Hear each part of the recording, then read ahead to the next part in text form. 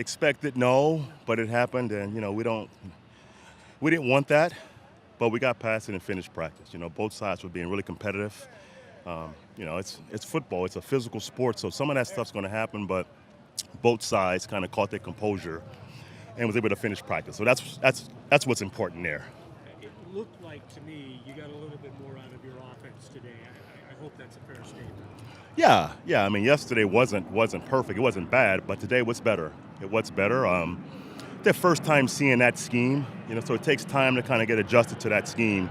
We're more of a man team, more of a match, tight coverage team, and that's more of a zone kind of, drop in certain spaces, coverage team. So it takes time to adjust. What would you like to see from Paxton as he gets his chance to start on Saturday?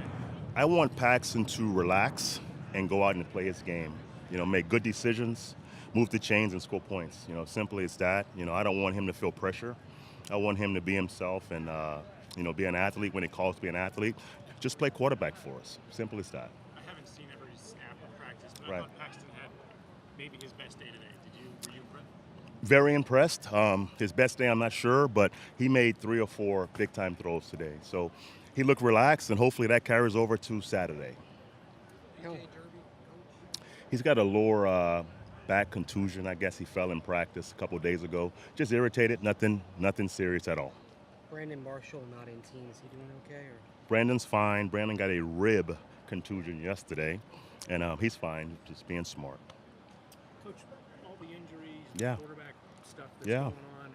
Give us a sense for how this camp has been for you. Obviously, a lot of challenges, but I think the camp, it's been productive.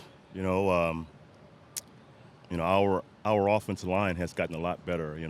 That was a major goal for us from the spring to now. So that part, in my opinion, has gotten better.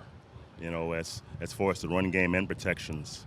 The overall camp, it's been a really good camp. Injuries happen. I think when they happen, it's important. They happen early, so we get most of our guys back before week 1, and that's what's important. So you can't stop the injuries, but when they happen, it's key in my opinion. it's a short case study. But how are you developing as a head coach and dealing with these things? It's tough because, as an assistant, everyone says, well, next man up, it's your job to play. But as a head coach, you feel responsible for keeping your team as healthy as possible. And, old coach told me a long time ago, it's a talent. Keeping a team healthy, it's not accident. It's purpose, So, how you practice, when you pull off guys, that's important.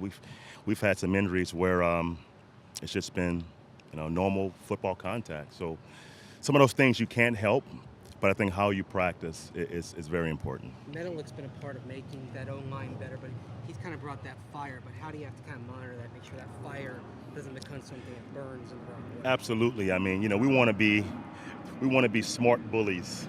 We don't want to be idiots. We don't want to get penalties to cost us big plays in the game.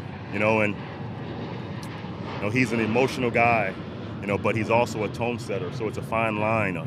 Even Bose is a guy with a serious edge, so we want some of that, but we want to be smart bullies, simple as that. We want to be aggressive but not hurt our football team with selfish penalties, okay?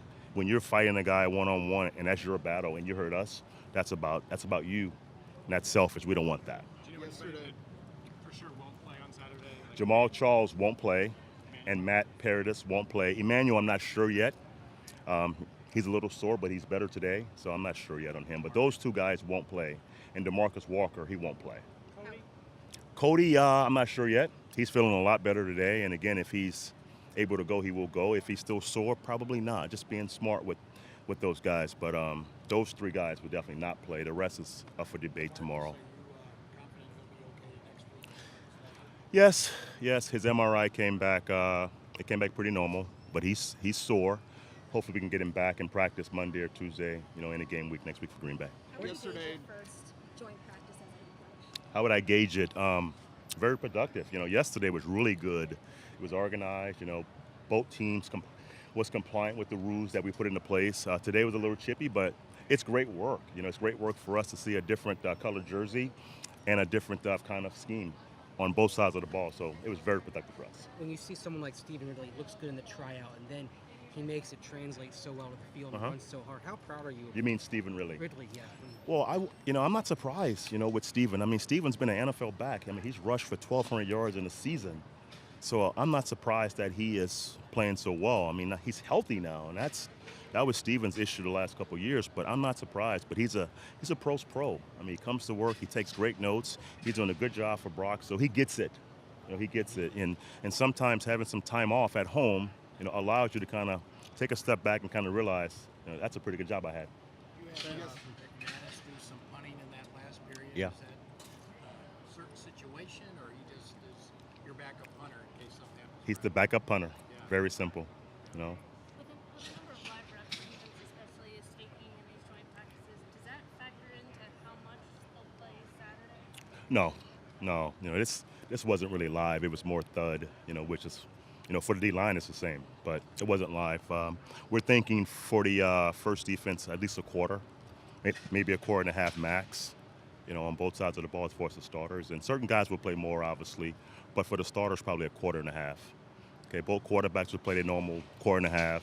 Paxton's going to start. Trevor comes in mid-second quarter, goes to the third, and he's done. Then Kyle will take over at fourth. Yesterday, John Lynch said that he wouldn't mind seeing more of these joint practices. How do you feel now after a couple days? I think it works for you if you can do it without the fighting and the pushing and shoving. It's great work for teams to kind of see a different scheme, and for players, as far as the evaluation process, to have see guys versus different guys each practice. So it helps in that way.